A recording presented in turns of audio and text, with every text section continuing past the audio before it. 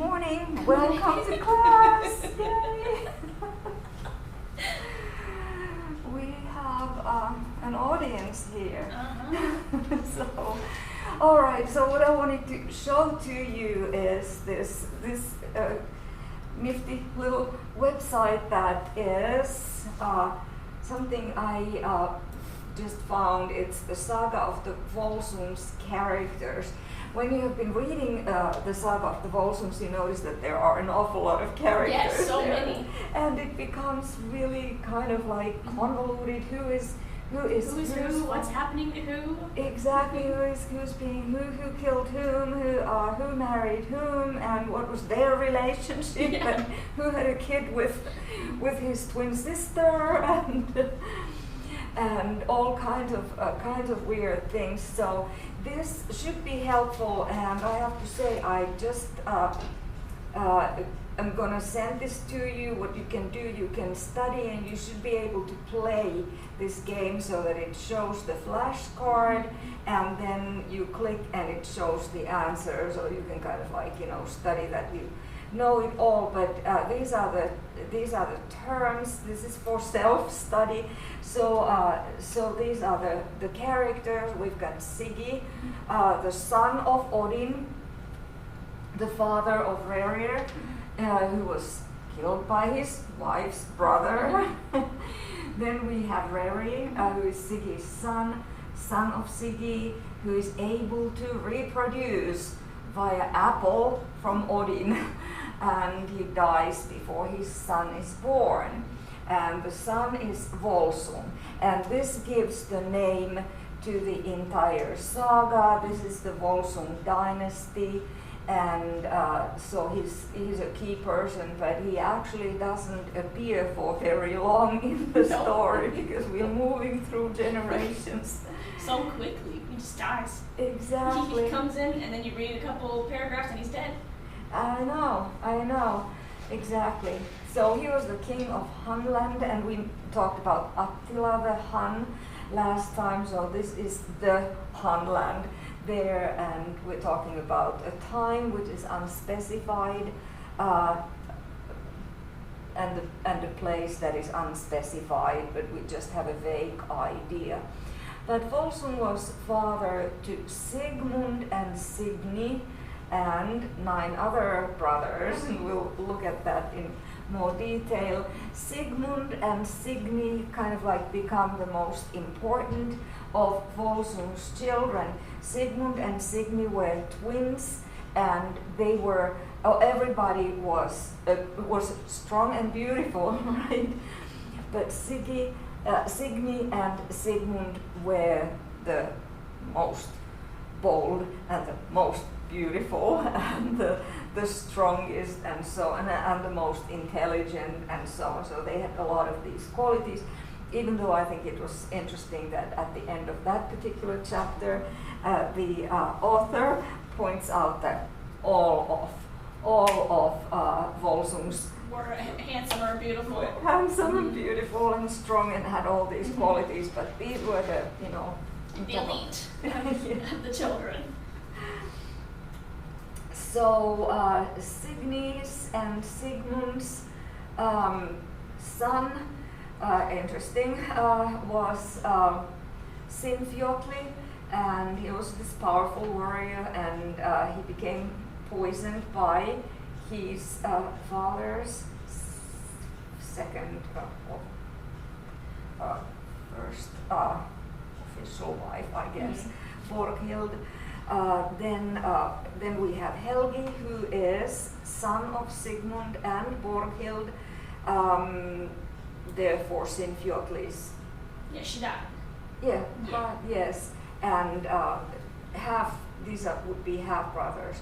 Helgi marries Sigrun after there is a fight over her.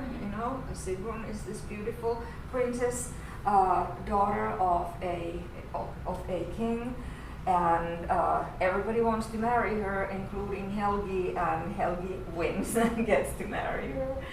And then Hjördis is Sigmund's second wife, who is the daughter of King Eilini, and then King Lungvi was also this, this beautiful wife who has several suitors and an official fight over her. Then we have other characters, but these are kind of like the initial characters. It goes further, but check if your browser is able to do the flashcards. This browser here is not, it's just refusing to do it. I just did it on my Mac in my office, and it's cute. So you can study it like that. So I hope it works for you. I can't show it because it refused to work here. So anyway, that's that. And then a few words I do want to mention about the so-called extra credit assignment, which is that you would choose one of the chapters of the Saga of the Volsungs. This would be the first part of it. You have like 2 options to get some extra credit, and it's only 2.5% of the grade, but it's still something that you could do at the same time as you study anyway. You read these anyway. So if from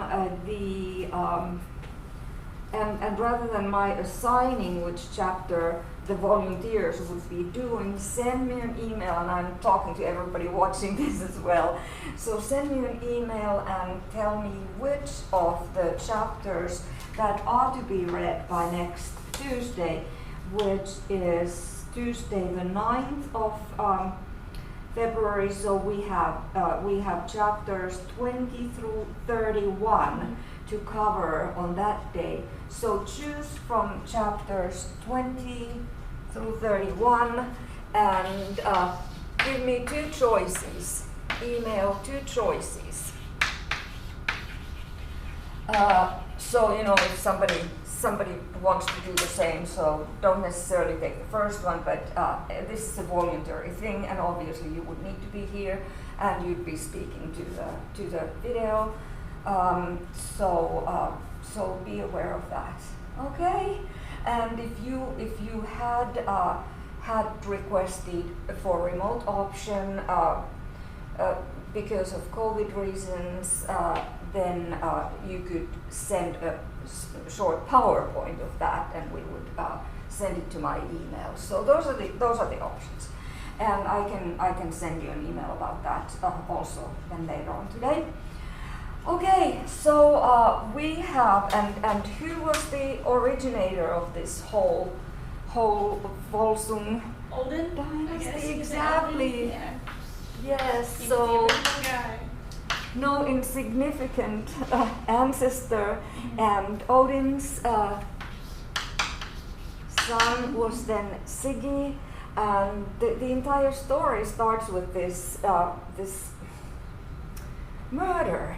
So what's the murder about? Siggy and what was the name of the guy? Brady? Brady and yeah. his son were fighting for power, weren't they? Yes, it was a stupid thing. So Siggy and Brady went hunting, and Brady was a slave or a serf, referred to as a thrall, and lower socially. And I'm gonna move this so everybody can see. Everybody can see the blackboard fully. Okay, now it shows completely. So that was ready. And so Siggy goes and kills him. And because of the stupid hunting incident, that Brady caught better kills than Siggy, and because Siggy was higher in social hierarchy, he was jealous. So we're starting to see from the very first chapter these horrible human traits that we all struggle with. So it was envy, there will be jealousy, and so on. So that's the beginning of the story. Then Skadi was Siggy's friend, and these were on the same social level, and it was a very hierarchical society, obviously. And Skadi suspects that Siggy has murdered Brady because Brady didn't come back. Do you remember where they find him? I don't remember. In a snowdrift. That's where Siggy buried him. And the thing is that in that world we have this honor thing that had Siggy said that I killed him and he confessed, that would have been a very good deal for him, because he wouldn't have been outlawed. But if he lied about it and didn't confess, and he had killed someone, if he's found to be a murderer, then it becomes a worse thing. So it's basically, we have a difference between manslaughter and different kinds of manslaughter, voluntary and accidental, and then murder, which needs to be premeditated. And so Siggy was kind of like seen as a murderer, and became outlaw. He was then declared an outlaw, a wolf in hallowed places, a wolf living like a wolf, and anyone can go and kill him. So now he could no longer remain at home with his father, who was So this is part of this honor that it's more honorable to confess that you killed someone than just lie about it. But the whole saga of the Volsungs, it starts with this human nasty trait. And we will have a lot of those human nasty traits.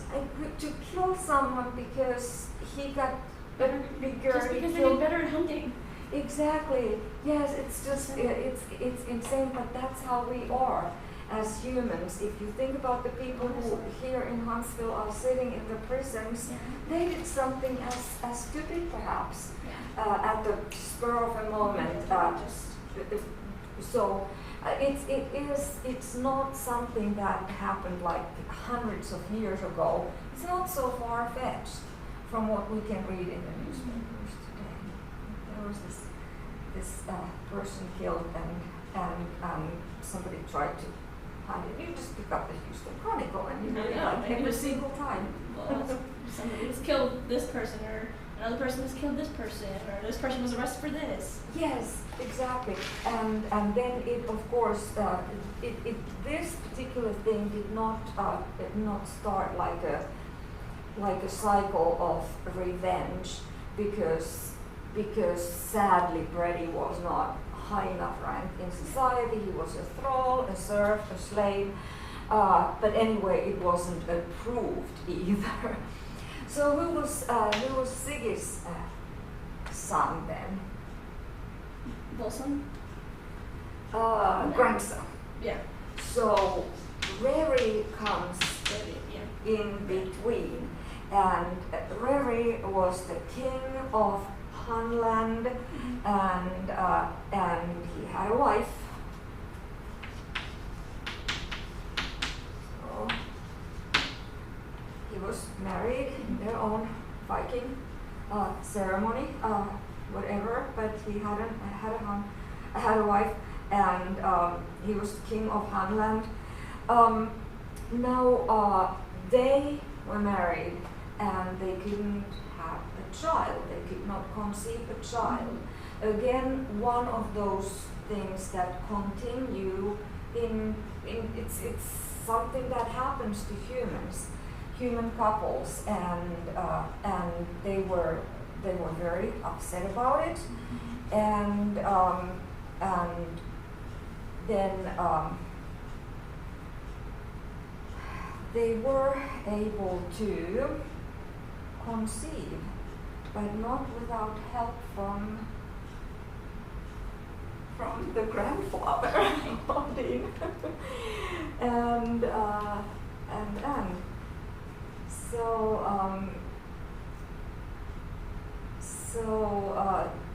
what was the kind of a thing that that was used as this fertility?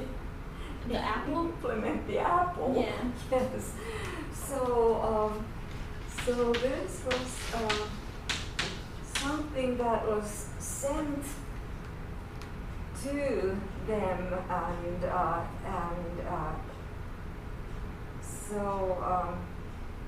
this is on page 36, the last paragraph. Although they, Rerir and his wife, although they lived together with intimacy for a long time, they had neither heir nor child. That lack displeased them both, and they fervently implored the gods that they might have a child.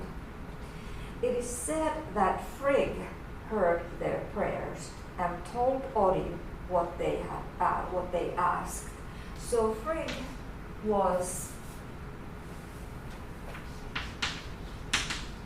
the female god, sometimes referred to as Odin's wife, but it's slightly different perhaps. We don't know, obviously we don't have historical records because these are not historical figures. So Odin was not without resources. So Frigg had heard the prayers and told Odin what they asked. Odin was not without resources. He called one of his wish maidens. Do you remember what these wish maidens are called? Odin's maidens? I don't remember. These are the Valkyries. Oh yes, the Valkyries. Yes, these are the beautiful women who are Odin warriors, or sometimes referred to as wish maidens, like here. So he called one of his Valkyries, one of his wish maidens, the daughter of the giant Hrimnir, and placed in her hand an apple, telling her to present it to the king, to Rerin. And she took the apple, assumed the shape of a crow, and took the shape of a crow. Again, we have shape-shifting here.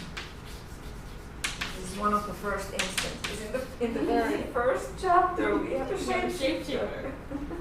So she is, and again, last time we talked about the blurred borders between humans and animals, and supernatural and natural. And here we have an instance of that. Of course, a bird is a natural thing, but a Valkyrie is not. But a Valkyrie becomes a bird and shift in order to do something. Usually you shape the shift in order to get something sneaky done.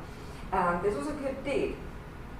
So she flew until she reached the place where the king was sitting on a mound,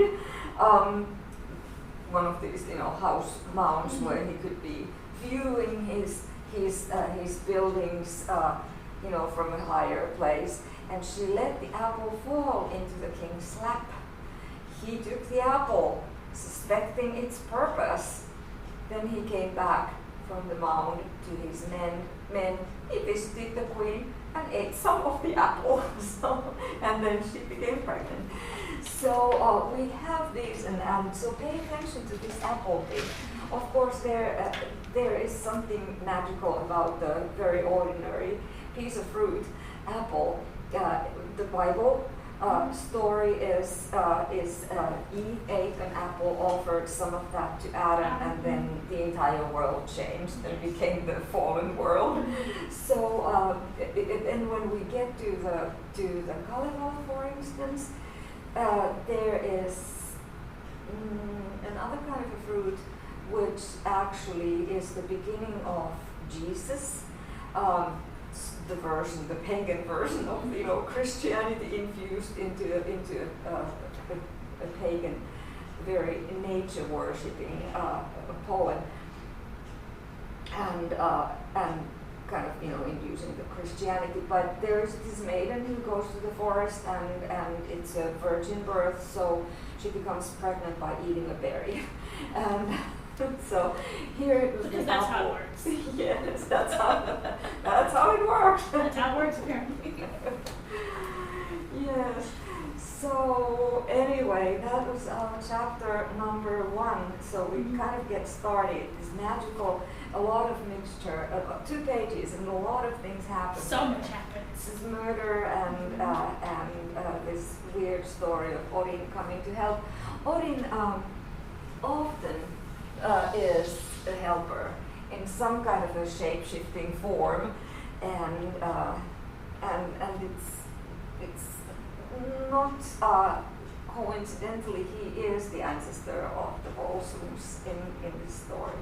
So chapter 2, the birth of Volsung, the child who was conceived with the aid of the apple, he became the name of the entire dynasty. So the queen soon discovered that she was carrying a child, and the pregnancy continued for a long time without her being able to give birth. Keep this in mind until we get to the Kalevala also. There is a story of creating the world there, and there is again a maiden, a mythical creature who is not able to give birth to the child. So it's the same prolonged pregnancy, and in this case, in case Volsung took a long time, and in the Kalevala, once we get there, the person's name is Väinämöinen, and he becomes the central kind of like semi-god of that particular epic. So then there came a time when Rerir, as is the custom of kings, had to go on a campaign to pacify his land. He went to a war. On his journey, it happened that Rerir took sick and soon died. He intended to go to Odin, like go to heaven, go to whatever, in the Christian world we say. In those days that seemed desirable to many. And there's the queen, the pregnant queen who can't give birth to this baby. The queen's distress continued as before. She could not give birth to the child, and this affliction continued for not 9 months, but 6 years. He was in the womb for 6 years? He died there, yeah. Oh. He died, and he never saw his son. Mm-hmm. So then, something horrible she had to decide. She recognized that she would not live long, and she's in birthing pains. Nowadays, you would have an emergency cesarean section, but not in that time. And she asked that the child be cut from her.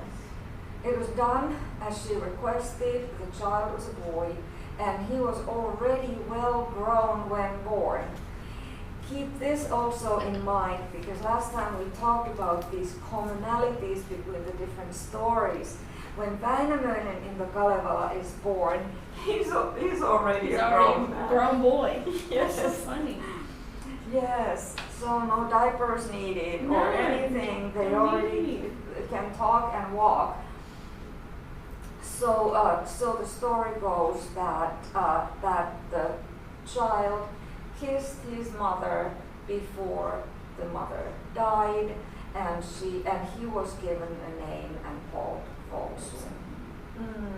And he was the king over the father. Rerir is dead by now, so died on the battlefield, securing the borders of his kingdom. and Volsung then became the king. He was king over Hamland after his father. He was soon, here we have these important characteristics of a hero, big and strong and daring in what were thought to be tests of manhood and prowess. He became the greatest of warriors and was victorious in the battles he fought on his expeditions.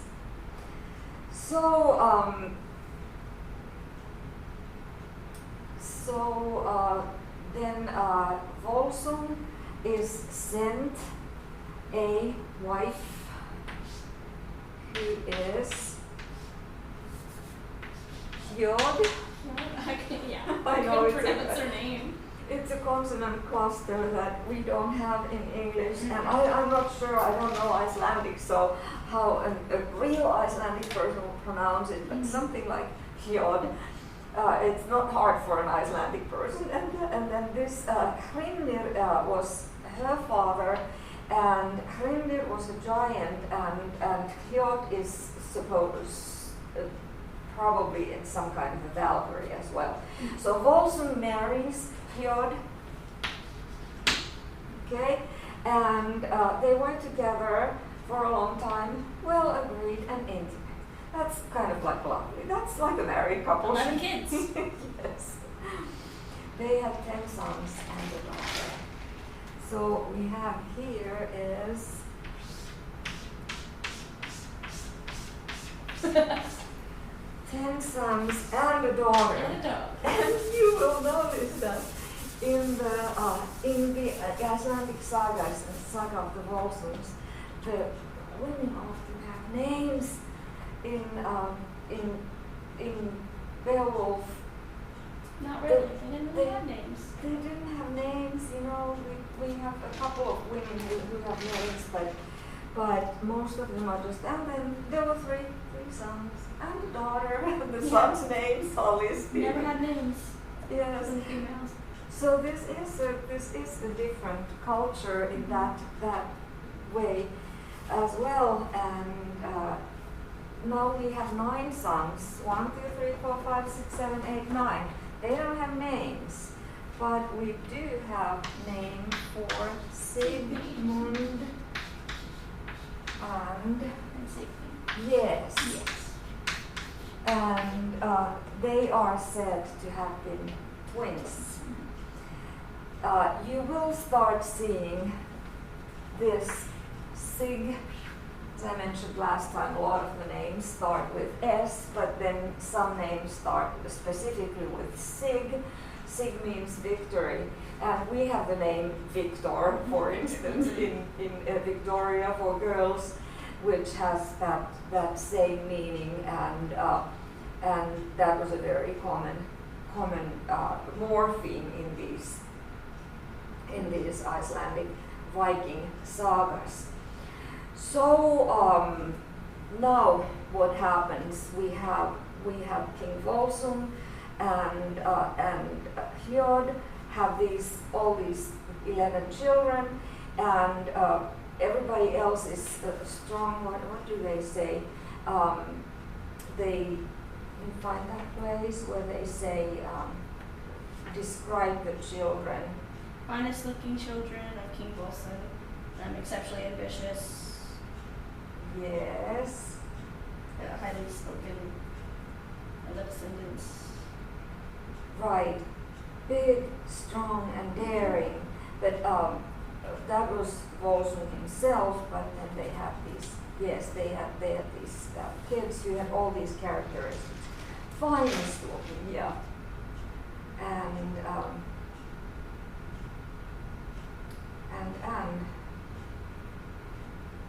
they surpass these the ones who are named. It's always a sign that these are somehow people who are named. They were always important. Considered important, right? So they had 10 sons and 1 daughter. The eldest son was called Sigmund, and the daughter was named Signy. They were twins, and in all things they were the foremost and the finest looking of the children of King Volsung. though all of the other sons were imposing. So they were imposing as well, but these were kind of like about the elite of the children. Yes, they were like, you know, if you have a large family, then somebody may shine more than the others. So they surpassed most men named in old sagas in both knowledge and accomplishments and in their desire to win. So you have also knowledge is highly regarded in this culture. Accomplishments, just like in Beowulf's case, he gives his resume when he goes to see his king, the king of there in Denmark side, and lists the accomplishments. The knowledge is something that is regarded highly here, and also the third characteristic, the desire to win. So you have to be ambitious in order to be. That was one of the characteristics that was looked up to. All right, so going back to Volsung, and it said, this is at the bottom of page 37, it said that King Volsung had an excellent palace built in this fashion. A huge tree stood with its trunk in the hall, and its branches with fair blossoms stretched out through the roof. They called the tree Barnstock, and the note to the footnotes or endnotes, it gives an explanation of what this Barnstock could mean. I mean, it could be it can mean like a child's tree or trunk, but there are other etymologies for that also. So the interesting thing about Hjord, by the way, which is not really kind of like elaborated on, but Hjord was the Valkyrie that helped to impregnate Volsung's mother, and now marries the same boy. So this gets kind of complicated at some points. But if it was a Valkyrie, then they can like live long and continue to look youthful, still for centuries. But that was just a minor thing. Okay, and now we on chapter 3. Something important happens, which kind of sets up the story going. So introducing here another person from another dynasty, King Sidney. So that's how he was called, and he ruled over Gotland. Now this is believed to be the same place where the Geats of Beowulf's fame came. So that's that like southern part of Sweden. Vague, of course, we don't necessarily know what the author really referred to, but that would be the same place if it were so. So he was a powerful king and had many followers. He paid a visit to King Volsung here. And who does he want to marry? Sidney. Of course, because Sidney is all those good characteristics. Yes. Not only beautiful, but also knowledgeable and brave and everything. So very desirable. And he asked for Sidney's hand in marriage. What does Volsung think? He's all for it. He's all for it. What about Sidney? She's against it. Yes. Sidney is an independent woman who wants to make her decisions about whom she wants to marry. But you see that women were given in the Viking sagas, they are given the mind of their own, but they are still part of this very patriarchal system. This is much better for women in a sense, and women seem to be appreciated much more than in the Anglo-Saxon world. But they still need to do what Dad says. Yes.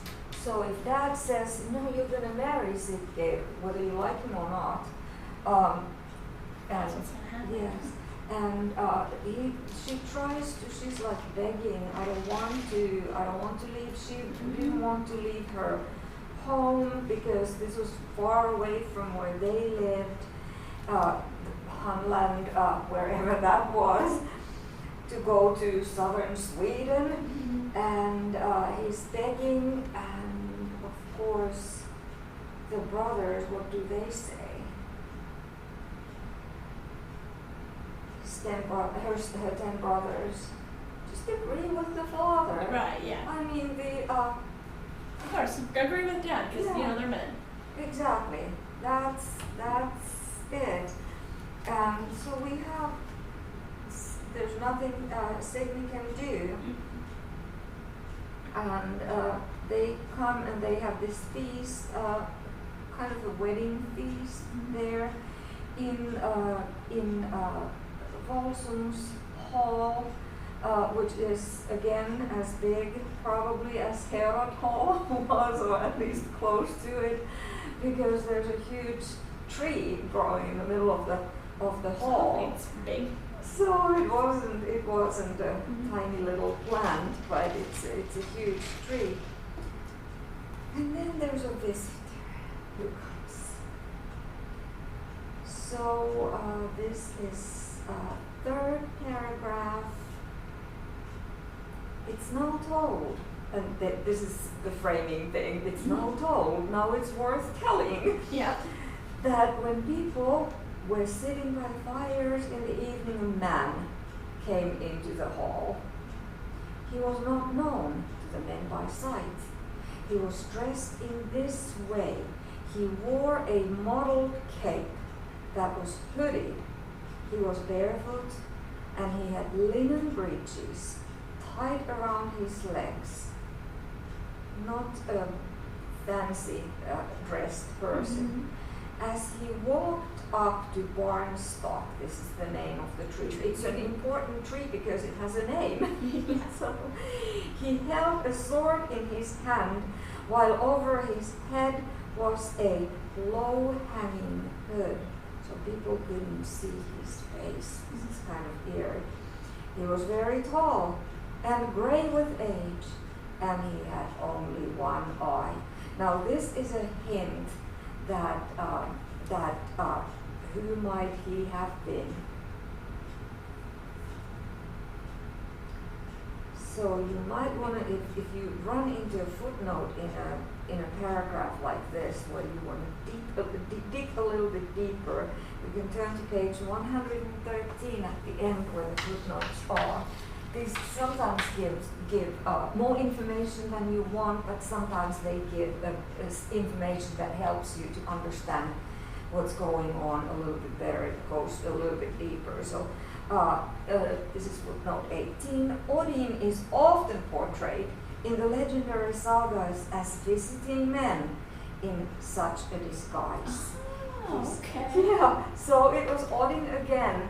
Now this is Volsung's great-grandfather, Sidney's great-great-grandfather, and he comes to visit. His headgear, referred to as a deep hood, was probably a form of hat. The story of how Odin lost his eye to obtain wisdom is told by Snorri Sturluson in the Prose Edda. So other Icelandic sagas, they elaborate on how he had lost his eye. So he lost it because he wanted wisdom in exchange for wisdom. And that's why wisdom is one of these things, knowledge and wisdom. Two different things, but interrelated. So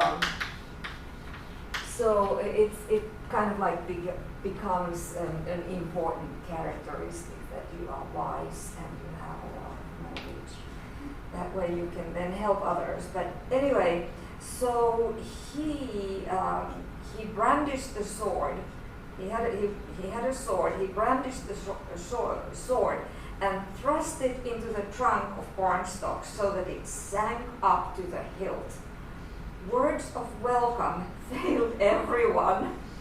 Then the man began to speak. But this is not a ghost. This is someone who actually. Yeah, this is Odin. Yes. Do you want to read what he said? Sure. He who draws the sword out of the trunk shall receive it from me as a gift, and he himself shall prove that he has never carried a better sword than this one. Yes. So now, this is a significant sword. Swords have a lot of significance in these stories, and of course, people were carrying swords in the same way as we are carrying cellular phones. Oh, yeah, cell phones, yeah. So, or concealed guns or whatever. So this becomes the focus of the whole feast.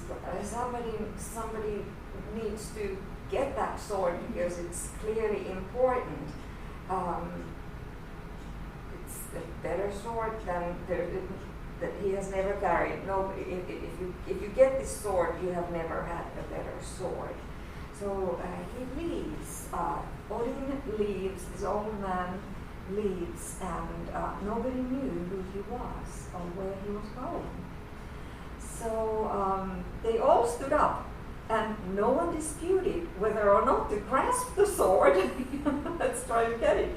Each thought the one who reached it first would be best off. The noblest men went up to it first, and then each of the others. No one who came forward succeeded in moving it, no matter which way they tried. It was deep there in the trunk of Barnstock. Now Sigmund, of course, yes, he was the one that ripped it from the tree. He's the one who ends up getting it out of the tree. So he gets this sword. But who doesn't like that fact?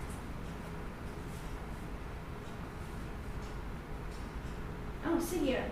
Yes. Yes. So the man who is marrying Sidney doesn't like the fact that Sidney's twin brother got the sword that he wanted too. Yeah.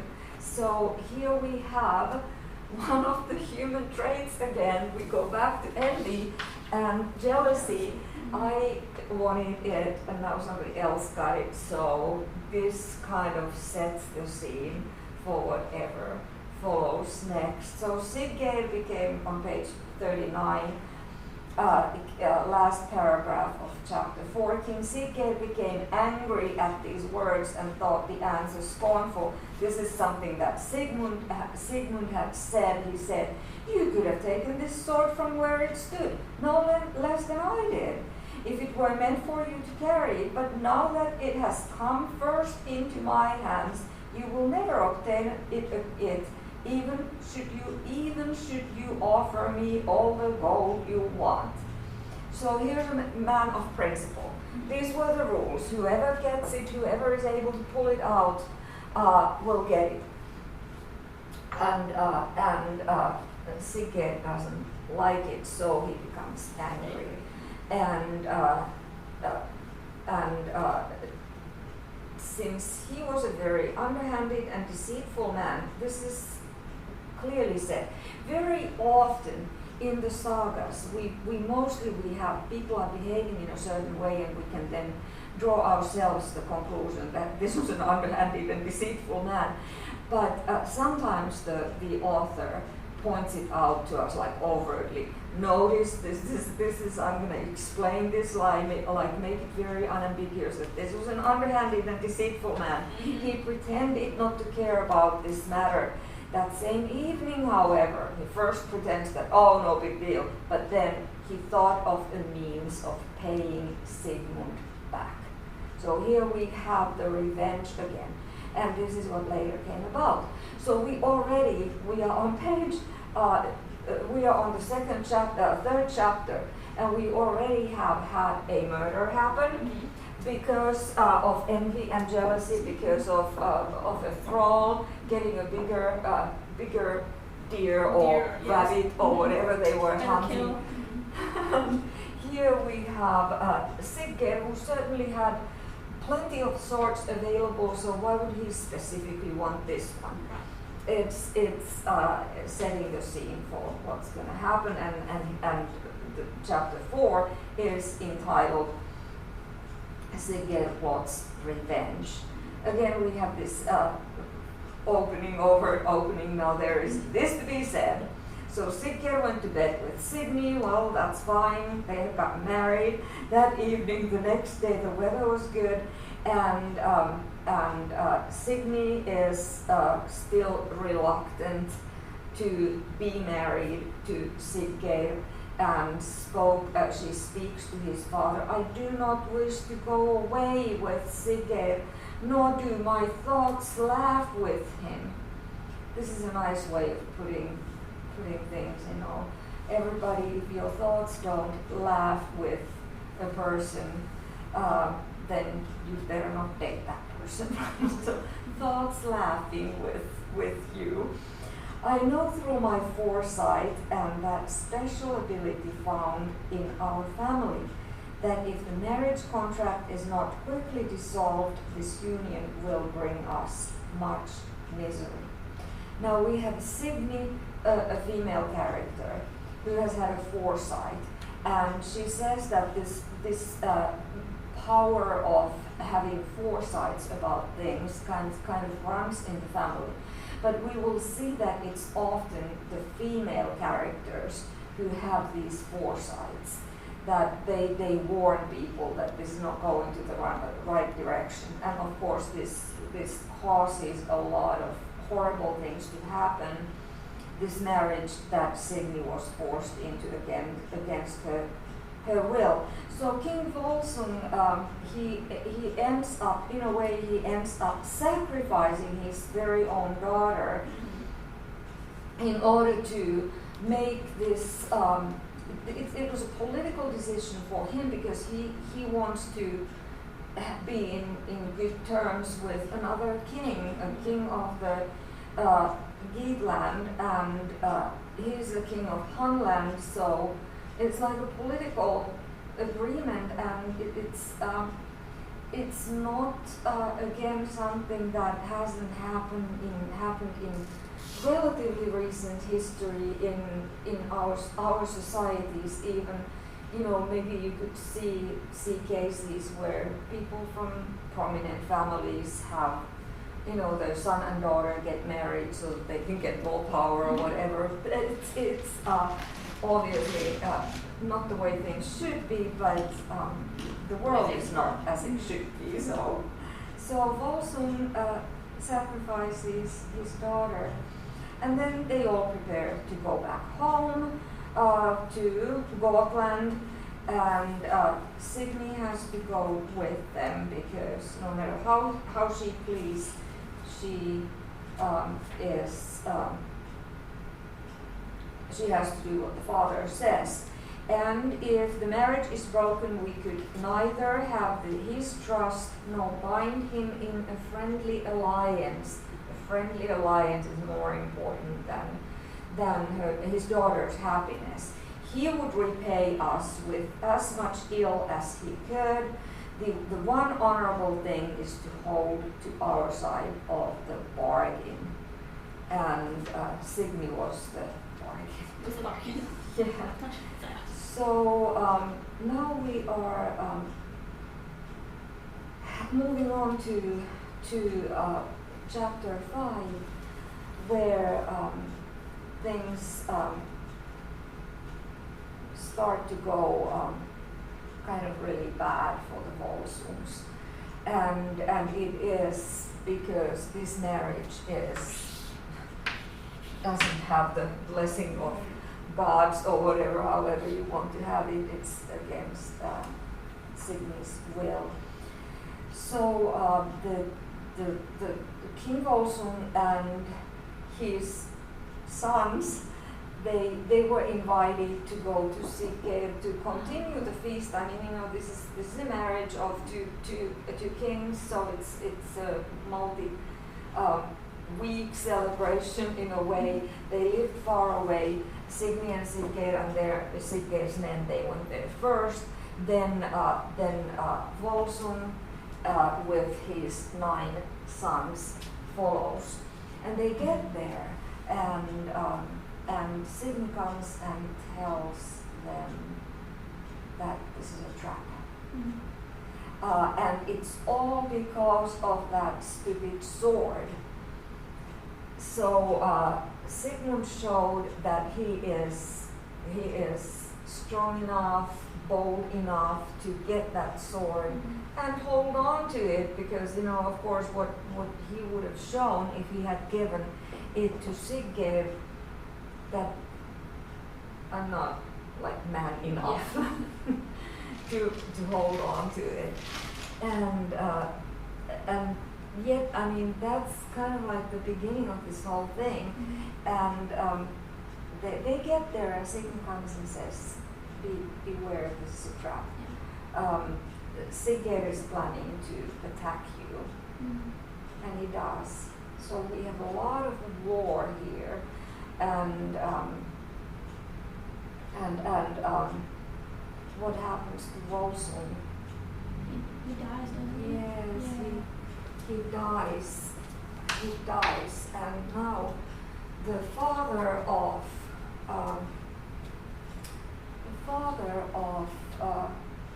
the Volsungs, the key of the dynasty, has died, which then leads to All her brother's deaths. yes, all the brothers' deaths Except for Sigmund. Sigmund. And then it leads Sigmund to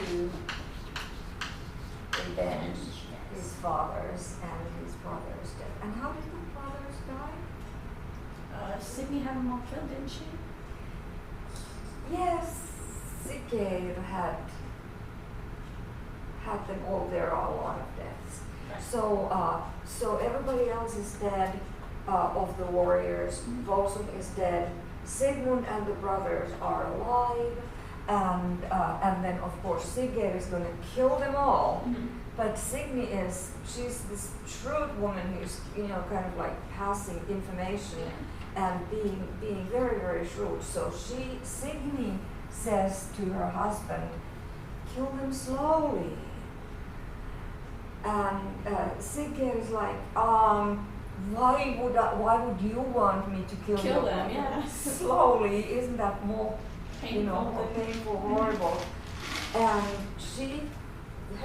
what is her rationale there? She thinks that if they are being killed, if they're just like executed with a sword, she won't be able to intervene. But here, if they are killed slowly, she will be able to. She has more time to think. Yes. How to save them. Well, the nameless brothers, the 9 nameless brothers, are eaten by a she-wolf. Right? So Signy says, put them to stacks or kill them slowly, and Siggeir puts them to these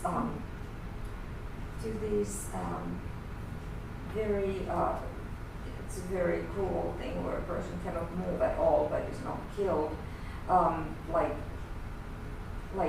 Is it stocks or? Yes, stocks, but it is Stocks. stocks on. Yeah. Yes, either, thank you. yeah. And so it's got holes for the legs and holes for the hands, and we still have some entertainment venues they may have those kind of for ha-has for children. So, but they of course the children are not tied in Right. So they are tied there. They can't move their legs. They can't move their hands, and there they are just sitting in the middle of the forest. And every night the she-wolf comes and kills one of them. eats one of them. So 9 nights, and only Sigmund is left. And Signy is all this time kind of she's got some power because she has manipulated some people to give her information, and she trusts these people and they trust her and they want to please her, so they do what she says. So she comes up with this very interesting plot of how to save Sigmund, and she manages in doing it. Do you remember how she does that? She sends one of her trustees there to Sigmund with honey. So yes, so and the wolf flicks all the honey off his face. Yes. And he bites off her, or he does something with her tongue. Yep. Yes. So Sidney said, put a lot of honey into Sigmund's. Of course, Sigmund is just sitting there and not able to do anything. So Sidney asks the trustee to put honey into Sigmund's mouth. So the wolf comes the 10th night, licks all over Sigmund, and is getting ready to eat him, but finds this honey in his mouth and starts licking it from his mouth, and then Sigmund is able to use his teeth to bite off her tongue, and bites off the wolf's tongue, and the wolf dies. So anyway, it's really gross, kind of. So, but he survives. And stays there close to Sidney, and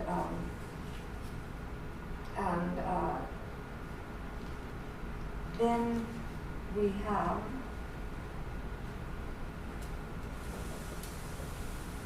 lives in an under earth. Yeah, he's got like an under. Yes, and then we have like an underground bunker. A bunker, yes, kind of. And then we have Sidney. Sidney keeps having sons by Siggeir. So they've got kids. And Sidney wants to revenge against Siggeir, his father's death, his brother's death, and this cool.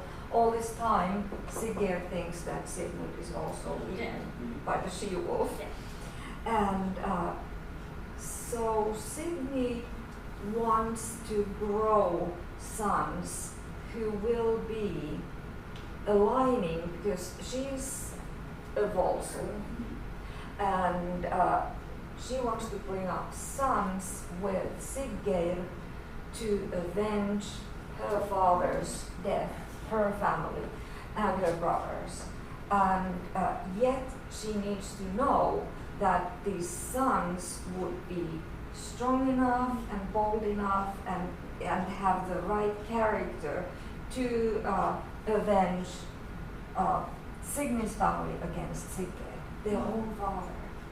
So she needs to test the sons. And these are, interesting ways that she tests them. So the first one, the oldest one, she wants to send to Sigmund, because she knows where Sigmund is, where this cave, the underground bunker is.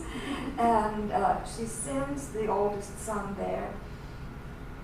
But before she does that, she wants to also test the son. And in that world, of course, the sleeves were kind of long, and you needed to be able to have hold the sword and hold the knives and the tools and so on, and get stuff done without the sleeves being in the way. So it was customary in that world to sew the sleeves so they wouldn't be in the way, like we just pull out our sleeves. Yeah. So they sewed it like we have buttons now. And she does this very, very ordinary thing of sewing the sleeves together so that they wouldn't come down and hinder whatever you were doing. and she sewed the sleeves at the same time to the skin of her son. She was pretty cruel too. She needed to test those sons if they are wimps. So the first two sons turned out to be wimps in that way. And so she sends these sons one at a time to Sigmund, and then Sigmund has a test there to see their character. Are they strong enough, bold enough? These are like preteens, and she asks them to bake a bread.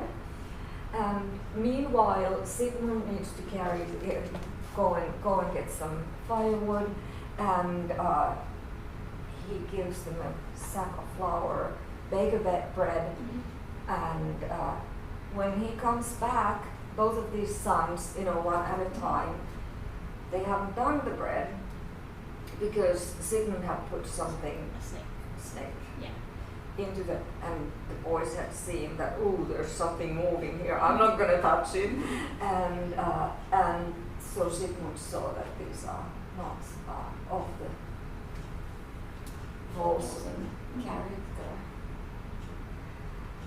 But then there's a third son. We first have to talk a little bit about how the third son was conceived.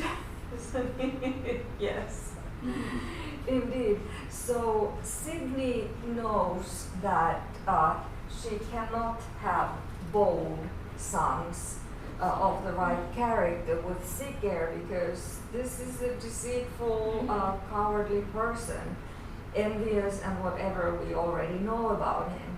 And goodness only knows what Sidney knows about him. So she figures out that the only way to get a Volsung is to have a kid with her brother. Her brother, yes. So I warn you, there will be some incest here, and there is. But she doesn't do it like directly by going there like, let's have a baby with twins. What does she do? Do you remember? She used witchcraft of some sort. Yes, there is this witch, the sorceress, witch woman. That women seem to have these powers. So she knows this sorceress, and she says, let's change shapes, shape-shifting again. And they change shapes so that the sorceress now looks like Sidney, and Sidney looks like the sorceress, probably a beautiful woman too, at least because was able to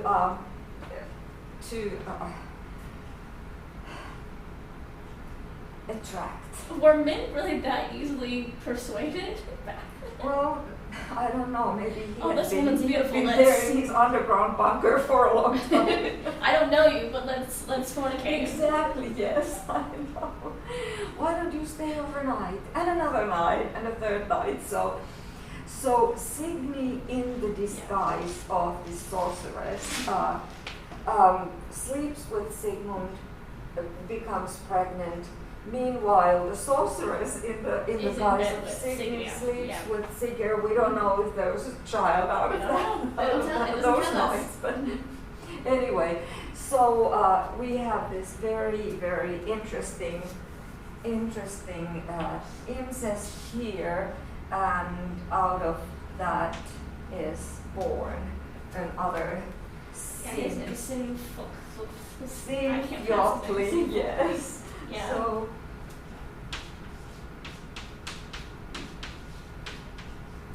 Sinfjotli, and he is